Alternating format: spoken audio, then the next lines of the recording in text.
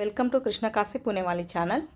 Beetroot fry కోసం 1/2 kilo బీట్రూట్లు తీసుకొని ఇలా పైన చెక్కంతా తీసేసి నీట్గా వాష్ చేసిన తర్వాత మామూలు కూరగాయల్లాగా కాకుండా ఇలా సన్నగా పొడవుగా కట్ చేసుకోండి.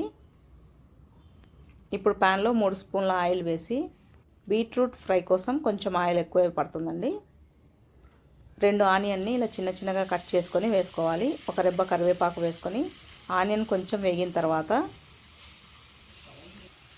1 స్పూన్ ఆవాలు, 1 స్పూన్ జీలకర్ర, 1 స్పూన్ అల్లం వెల్లుల్లి పేస్ట్ వేసి అల్లం వెల్లుల్లి పేస్ట్ పచ్చివాసన పోయేదాకా బాగా వేయించిన తర్వాత 1/2 స్పూన్ పసుపు వేసి 2 నిమిషాలు వేయించి కట్ చేసుకున్న బీట్రూట్ వేసి 15 నుంచి 20 నిమిషాలు మీడియం ఫ్లేమ్ పైన మూత పెట్టకుండా బాగా ఇలా వేయించండి. మూత పెడితే బీట్రూట్ నీరు వచ్చేస్తుందండి. మూత లేకుండా బాగా వేయించుకున్న తర్వాత స్టవ్ సిమ్లో పెట్టేసి 2 స్పూన్ల కారం, 2 స్పూన్ల కొబ్బరి పొడి, 1/2 spoon garam masala, 1 spoon salt మీ టేస్ట్ అయినట్లు ఎక్కువ తక్కువ వేసుకోండి. వేసి 5 నిమిషాలు బాగా వేయించాలి.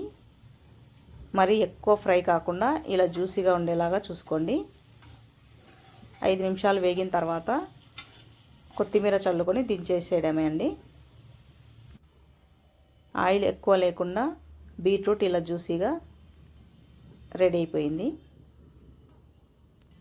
చూడండి, ఆయిల్ ఏం లేకుండా ఉంది. Thank you for watching.